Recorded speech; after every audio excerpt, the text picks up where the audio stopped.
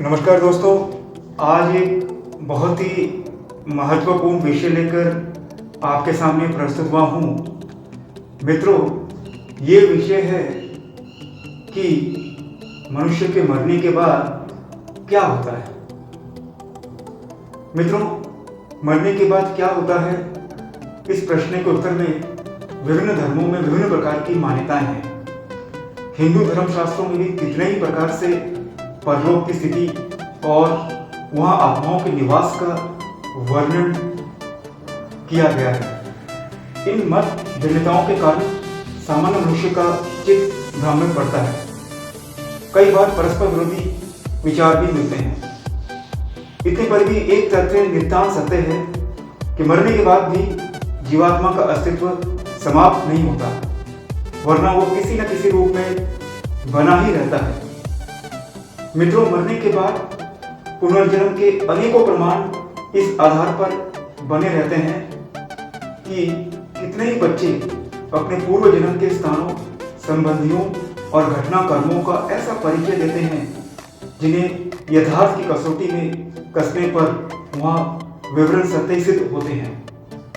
अपने पूर्व जन्म से बहुत दूर किसी स्थान पर जन्मे बच्चे का पूर्व जन्म के ऐसे विवरण बताने लगना जो परीक्षा करने पर सही निकले, इस बात का प्रमाण बताता है कि मरने के बाद पुनः जन्म भी होता है।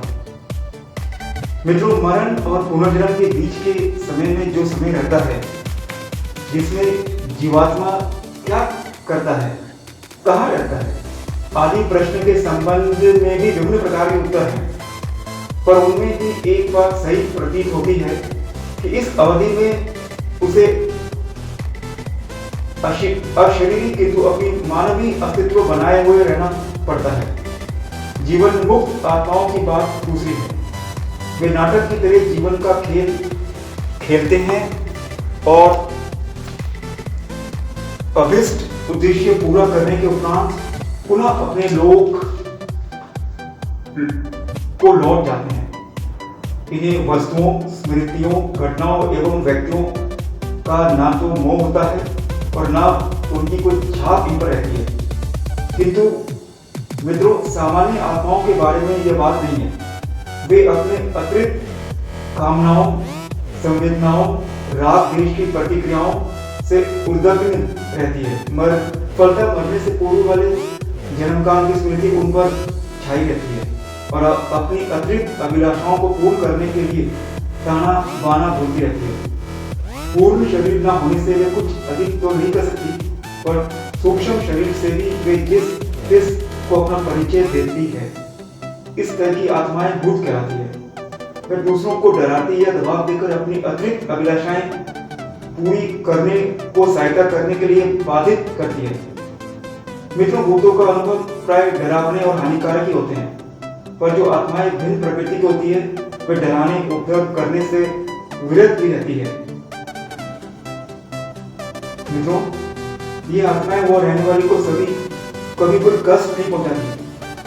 जो पुण्य आत्माएं होती है वो दूसरों को मार देने के लिए आती है, और जो उपद्रवी आत्माएं होती हैं वे लोगों को कष्ट पहुंचाती है।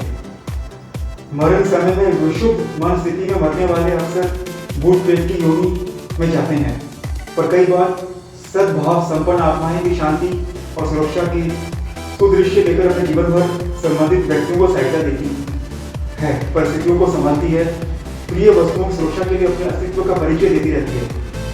पितृगण स्नेह, दुलार और सहयोग देना भर उनका कार्य है। हाँ मित्रों, हम पितरों की बात कर रहे हैं। धन्यवाद मित्रों। हम अपने आने वाले लेक्चर्स में पितरों के बारे में बताएंगे। देखते रहिएगा। धन्यवाद दोस्तों।